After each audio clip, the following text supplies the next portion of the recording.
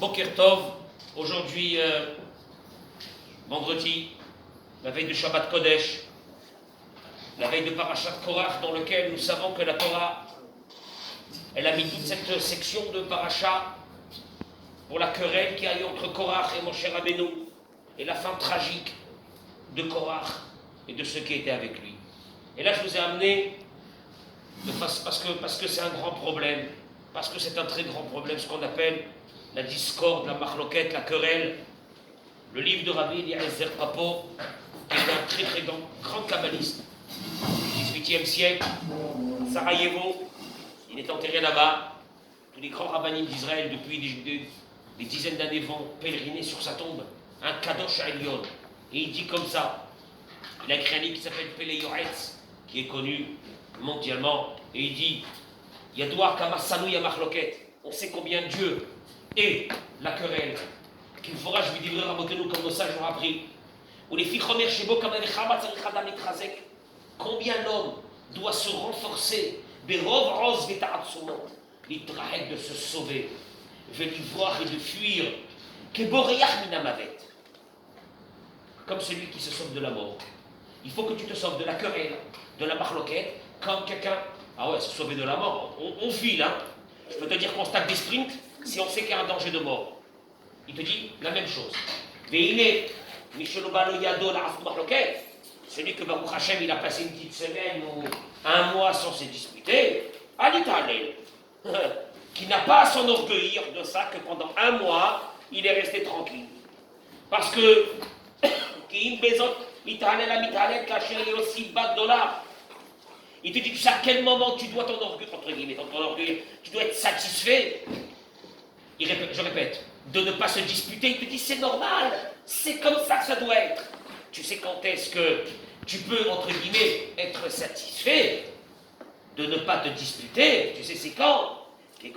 C'est au moment où c'est qu'on t'attaque dans ton corps, dans ton argent, dans ton honneur, et quand même, tu vas faire partie de ce qu'on appelle dans le Talmud Minaner Elavim Ve'enam Olvim, de ceux heureux, le Talmud dit, de celui qui fait partie de ceux qu'on a vexés, de ceux qu'on a malheureusement quelquefois écrasés, et pas faire partie, le Talmud dit, continue, il dit, de ceux qui eux-mêmes écrasent les autres. Heureux celui qui fait partie de celui qui a reçu. On lui a fait du mal, on a parlé sur lui, on lui a fait sortir une mauvaise. Et il est là, il dit, mon Dieu, qu'est-ce que je fais? Je vais le tuer, je vais me disputer avec lui. Non, fais partie de ceux qu'on a vexés. Shoma'im herpatam, ils écoutent des mensonges qu'on a dit sur eux. Enam eshivim, et ils disent rien. Et sur eux, le pasuk qui dit, Ve'ohavav ketzet hashemesh bigvurato, que pour Dieu tu deviens son ami. Parce que tu t'es tué. Parce que tu n'es pas rentré dans une marloquette, dans une mais comment, je peux pas, c'est injuste, je hais l'injustice. J'ai entendu ça. Je hais l'injustice, il est parti, il a dit sur moi. Et ma belle-sœur, elle a parlé sur moi, et mon beau-frère, il a parlé sur moi. Mais c'est pas possible, je peux pas laisser Rav, je peux pas laisser l'injustice. On devient des on appelle ça des chevaliers là de la table ronde. De la table ronde, des justes. Je peux pas laisser cette injustice, Rabbi. Je suis obligé de réagir. Mais vous vous rendez compte, si je réagis pas, qu'est-ce que ça veut dire? Eh bien, la prochaine fois, ils vont m'écraser. Et là, la Torah te dit, tu fais partie de ceux-là. Ce qu'on a vexé, et bien sur eux, il est écrit Tole Eretz al Belima. Il y a un passage dans Iov qui dit que la Torah est maintenue, le monde, le globe, le monde est maintenu al Belima. Qu'est-ce que c'est Belima? Et la Gemara dit que le monde est maintenu grâce à qui? Grâce à celui qui est Bolem, le mot Belima. C'est-à-dire que le monde il tient, le globe il tient sur rien. Mais c'est pas ça que Iov a voulu dire. C'est le monde tient sur ceux qui sont bolmim et tapés, de ceux qui freinent. En hébreu, les freins, comment on appelle les freins? En hébreu, blamim. Tu vas changer, tu dis Abalam. Balam vient du mot pelima, bolem piv, il freine sa bouche. Au moment où il doit réagir, il dit c'est un scandale, comment il a pu dire une chose sur moi comme ça, comment il a pu se conduire avec moi, et il ferme sa bouche. Ah, tu fermes ta bouche. Ah, t'es un pauvre type, hein, tu fermes ta bouche. Tu te défends pas, hein. Non, mais enfin, bon, t'es une carpette, quoi. On fait ce qu'on veut, toi. On fait ce qu'on veut, toi, tu comprends? Ta femme, elle t'a dit un truc, quoi. Tu fermes ta bouche, tu fermes ta bouche. T'es pas un homme. T'es pas un homme, tu fermes ta bouche, quoi. Tu réagis pas. T'es un misken. Et la Torah, elle te dit, le monde y tient grâce à ceux qui ferment leur bouche. Tu les connais, les taiseux, ceux qui ne parlent pas. On dit sûr, il ne parle pas. Tu dis, mais il a aucune personnalité. Non! Le monde, alors écoute-moi bien. Si tu fais partie de ces quelques personnes que le monde y tient grâce à eux, tu dois avoir, toi, une relation avec Dieu d'un autre monde. Et parce que c'est toi qui tiens le monde. Parce que c'est toi qui tiens le monde. Tu te rends compte? Tu peux tenir le monde sans être un grand rabbin. Ah bon? Oui, même quelqu'un qui ne fait pas trop la tournée, non? Et tu fais partie. Dieu, il dit, j'ai un club. Mais j'ai un club très sélect. Il n'y a que quelques personnes qui rentrent à l'intérieur, c'est ceux qui maintiennent mon monde ici. Parce que sinon, moi, le monde, je le prends, je l'écrase. Je l'explose. Non, mais je peux pas, parce que je peux pas. Non, je le laisse. Pourquoi je le laisse? Parce qu'il y a quelques personnes. Qu'est-ce qu'ils ont fait? Oh là là, sûrement, ça doit être de très très grands rabbins. Pas du tout. Ils ferment leur bouche quand on les attaque, ils disent rien. Tu te rends compte, ça veut dire quoi? Ils se sont maintenant, ils ne veulent pas rentrer dans la discorde, dans la dispute. והם בעוון קו האויב היצר הרע על המחלוקת על עסקי עינם כי לפי האמת הכל הבל ורעות רוח כי מה ייתן ומה יוסיף הכבוד שיכבדו. Deux minutes. Qu'est-ce que... Oui, mais il m'a manqué d'honneur, il m'a manqué des honneurs, je suis déshonoré. Je te dis, ça sert à quoi ce kavod quand tu sais que dans... C'est dur de le dire. Quand tu sais que dans pas très longtemps, toute cette génération qui est dans ce monde-là, les milliards de personnes, avec leur kavod, il m'a manqué de respect. Ils vont disparaître de ce monde, il y aura une autre génération qui viendra. Alors, ceux qui étaient là il y a 100 ans, ils se sont battus. Mais en duel, ils se sont battus avec des épées. Mon kavod, mon honneur, où ils sont? Où ils sont? Il ne reste plus personne. Ça a servi à quoi? Des années de galère, de malheur, de pleurs, de disputes, de parents qui ne se sont pas parlé avec les enfants, avec les belles-filles, avec les beaux-fils, avec mes copains, les amis. Choudama. Pourquoi? Rappelle-toi, il te dit, tout ça, ça ne sert à rien. Alors par contre, il dit une chose extraordinaire. Il dit comme ça. Sache une chose, une marloquette, une discorde, ne peut vivre que quand il y a deux personnes qui se disputent. Mais à partir du moment où il y a un qui vient, il dit, mais il arrive, il dit, je vais aller me disputer avec l'autre, il m'a fait, je vais lui montrer, je vais l'arranger, et il arrive vers l'autre. Et l'autre, il lui dit, mais Hina, je suis désolé, mais je ne peux pas me disputer avec toi.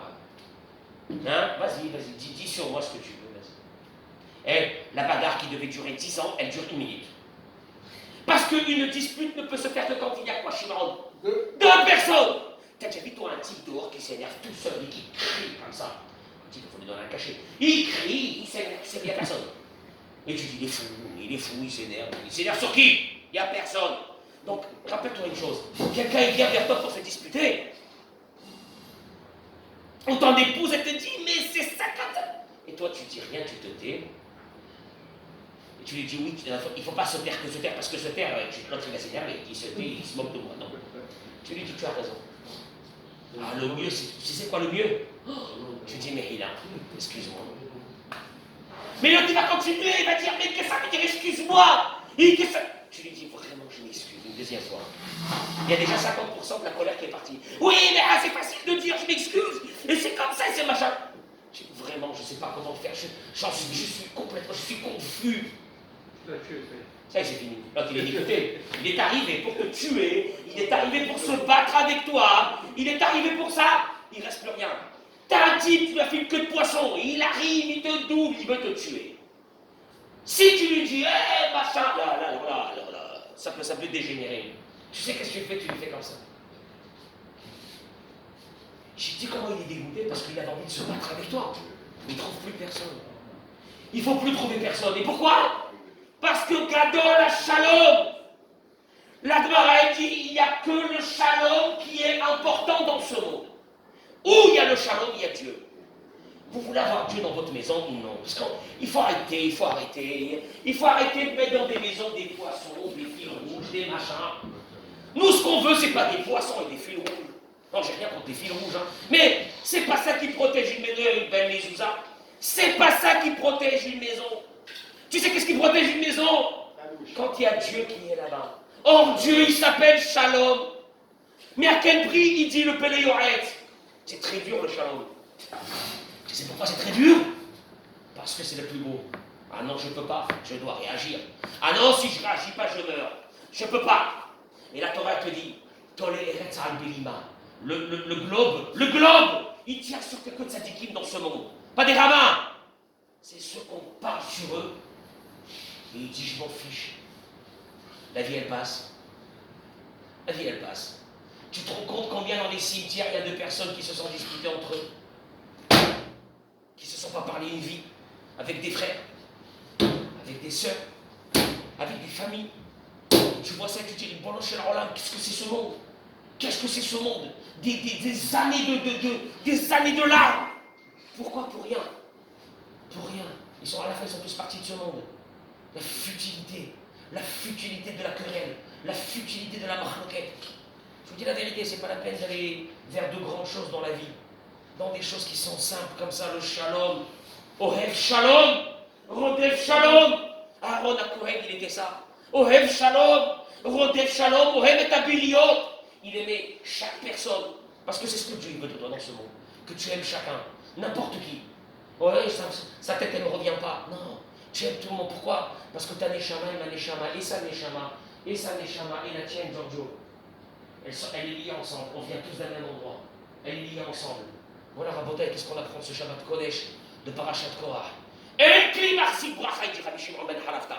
Parce qu'il n'y a pas un ustensile qui peut contenir ta bracha. Il n'y a pas. Il n'y a pas. Et là, Shalom. Seulement, il n'y a pas d'autre. Quoi, il n'y a pas d'autre? Il n'y a pas un truc pour amener la bracha, il n'y a pas. Mais j'ai besoin de bracha, de parnassa, de shlambaï. J'ai besoin d'éducation de mes enfants, j'ai besoin de tout, j'ai une tonne de choses que j'ai besoin. C'est bloqué. Tu sais pourquoi c'est bloqué? Parce que tu as des problèmes avec des personnes. Et tant qu'il y a des problèmes, et tant qu'il y a de la marloquette, il n'y a pas de paix. Et tant qu'il n'y a pas de paix, l'ustensile pour contenir la bracha, tu ne l'as pas. Ah ben, je suis désolé, tu pourras galérer comme ça une vie entière. Qu'est-ce qu'on va faire? Le shalom et le shalom. Shabbat shalom. Shabbat shalom.